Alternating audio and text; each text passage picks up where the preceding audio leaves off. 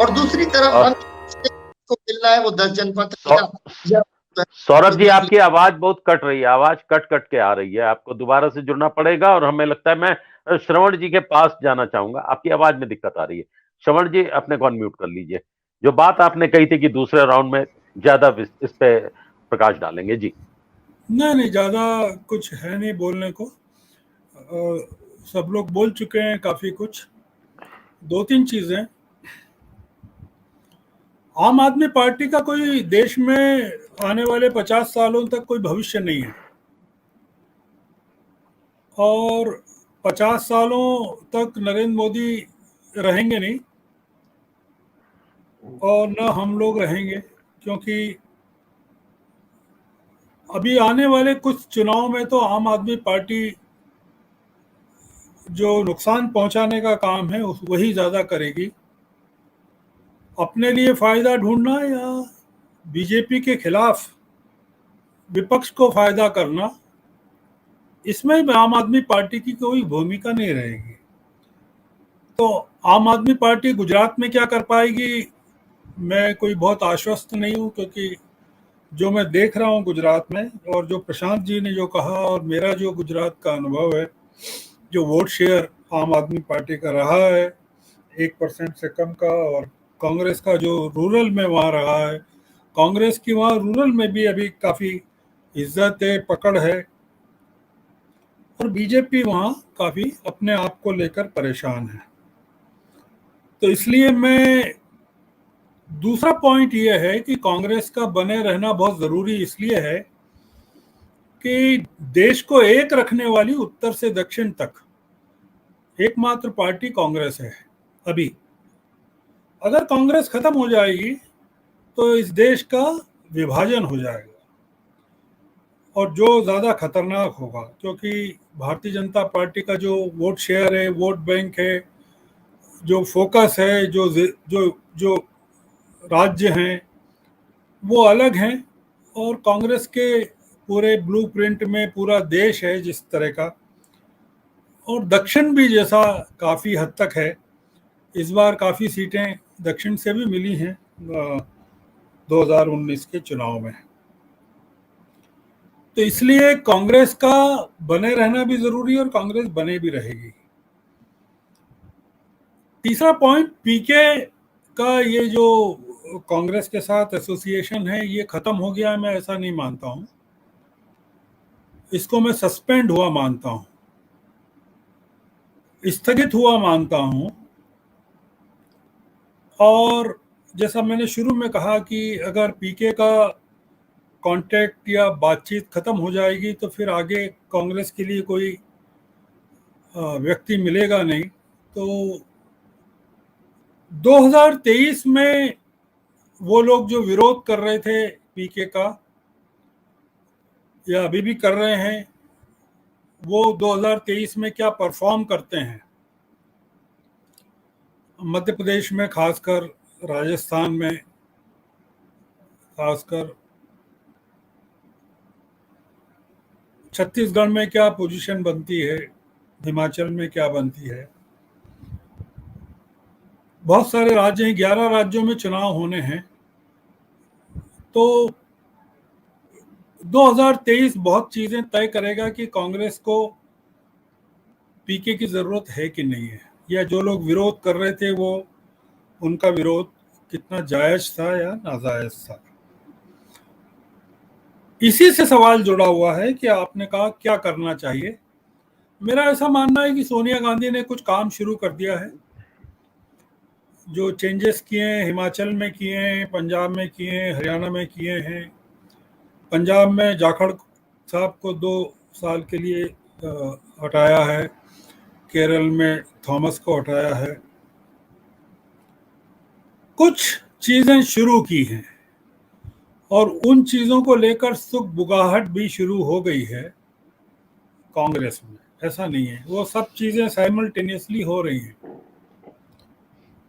तो कांग्रेस का, आपने पूछा क्या करना चाहिए।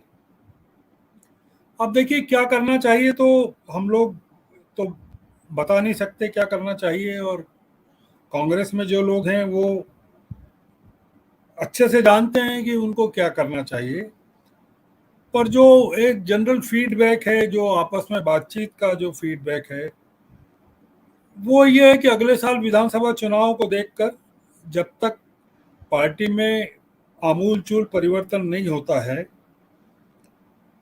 उसका मतलब ये है कि पीके के न होते हुए भी उनकी योजना पर कैसे अमल किया जाए। जो प्रेजेंटेशन उन्होंने दिया, कोई वो गुप्त कागज तो है नहीं, वो लीक भी हो चुका है खान मार्केट में। कितने पन्ने हैं, 56 पन्ने हैं कि 30 पन्ने हैं, और वो घूम भी रहे हैं सब जगह। और पीके कोई ऐसी बात नहीं कह सकते जो कांग्रेस को नहीं पता है और आपको और हमको नहीं पता है।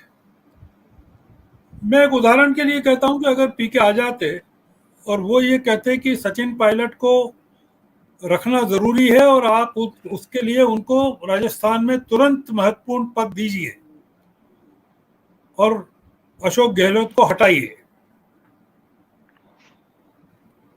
तो क्या होता? कौन मानता उस चीज को? अगर पीके कहते कि मध्य प्रदेश में कमलनाथ को प्रदेश अध्यक्ष का पद छोड़ देना चाहिए और विधानसभा में विपक्ष के नेता का भी पद छोड़ देना चाहिए, और जो वहां नौजवान लोग हैं, जीतू पटवारी हैं या और हैं, उनको मौका देना चाहिए, तो क्या होता? तो पीके अगर आ भी जाते और वो इस तरह के सुझाव देते तो कांग्रेस में तूफान मच जाता, विद्रोह हो जाता कांग्रेस में। अब पीके नहीं है तो सोनिया गांधी आसानी से कर सकती है कि भाई पीके नहीं है, मैं कर रही हूँ, आप छोड़िए ये जो आप बैठे हुए हैं। तो सोनिया गांधी के लिए करने को बहुत कुछ है। जैसे तेजस्वी ने कहा कि कांग्रेस को कहाँ फोकस करना चाहिए और कहाँ उन राज्यों में करना चाहिए जहाँ बाइपोलर है, जहाँ उसकी ताकत है। ऐसी मैं कल गिन रहा था बैठ के, 160 के करीब सीटें हैं लोकसभा की, जो पीके कह रहे थे 204 या 200 के ऊपर, तो मैंने उसके बाद थोड़ा सा और उसमें कम की कि 160 सीटें ऐसी हैं जहां 1 and 1 है बीजेपी के साथ लोकसभा के लिए। वहां अगर कांग्रेस अपना जोर लगाती है और बंगाल, बिहार, महाराष्ट्र, झारखंड, यूपी, आंध्र, तेलंगाना, इन इलाकों में विपक्ष के खिलाफ उम्मीदवार खड़े नहीं करती है, मिलकर चुनाव लड़ती है। तेलंगाना में 3 सीटें अभी अगर हैं और विधानसभा में 19 सीटें हैं, तो उनको बात करना चाहिए कि भाई हमको ज्यादा नहीं चाहिए। तो ये जो चीजें हैं कि जो, और सबसे बड़ी चीज ये है कि सोनिया गांधी को अपनी जो कोटरी है, जिनसे वो घिरी हुई है, एक बार बार अहमद पटेल की बात की जाती है कि कांग्रेस के पास अहमद पटेल जैसे नेता नहीं है। हमें नहीं पता कि अहमद पटेल ने कितना फायदा किया होगा या कितना नुकसान किया होगा। मतलब नरेंद्र मोदी जी के साथ उनकी दोस्ती क्या दुनिया को नहीं मालूम है या गुजरात में नहीं मालूम है? प्रशांत किशोर को लेकर जो एक बात कही जा रही है, हर जगह कही जा रही है कि उन्होंने किन किन पार्टियों के लिए काम किया, इसलिए उनकी क्रेडिबिलिटी संदिग्ध है।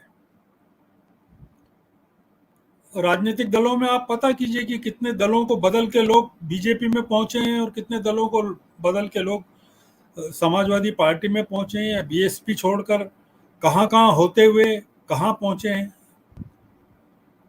तो इसलिए ये कोई लॉजिक नहीं है कि उन्होंने कहाँ काम किया नहीं किया, पर ठीक है, अब चूंकि वो नहीं है इसलिए बहुत सारी आलोचना के पॉइंट्स हैं और करना भी चाहिए।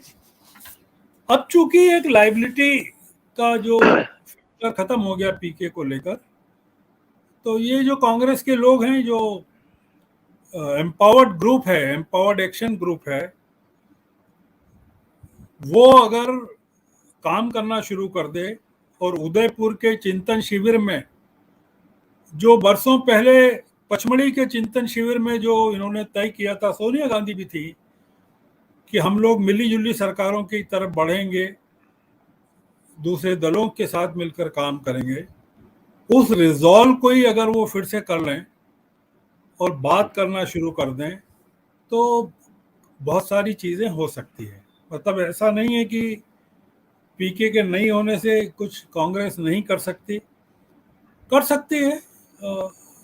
उत्तर प्रदेश में सौरभ कह रहे हैं कि पुराने लोग सभी खराब नहीं है, कुछ अच्छे भी हैं, और नए लोग भी सब अच्छे नहीं है, कुछ खराब भी हैं। तो ये काम करने की बात है, पर दिक्कत केवल कांग्रेस के सामने अमरीश जी ये है कि आप इन तमाम चीजों को कौन एग्जीक्यूट करेगा दिल्ली में, आप किससे एग्जीक्यूट करवाना चाहते हैं?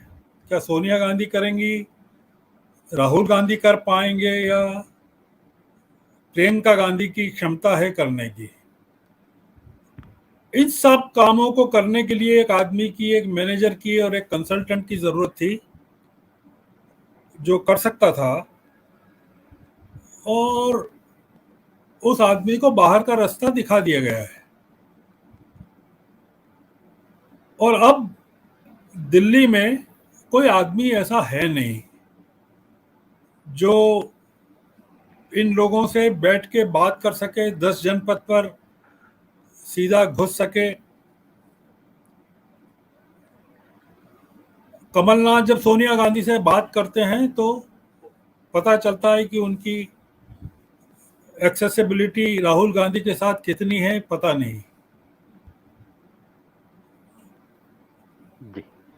तो जो कांग्रेस में है स्थिति, उसमें तो स्थिति खराब है, और उसके कांग्रेस के जीतने की या चीजों को बढ़ाने की एक ही संभावना है कि जैसे जैसे लोग बीजेपी से नाराज होते जाएंगे वो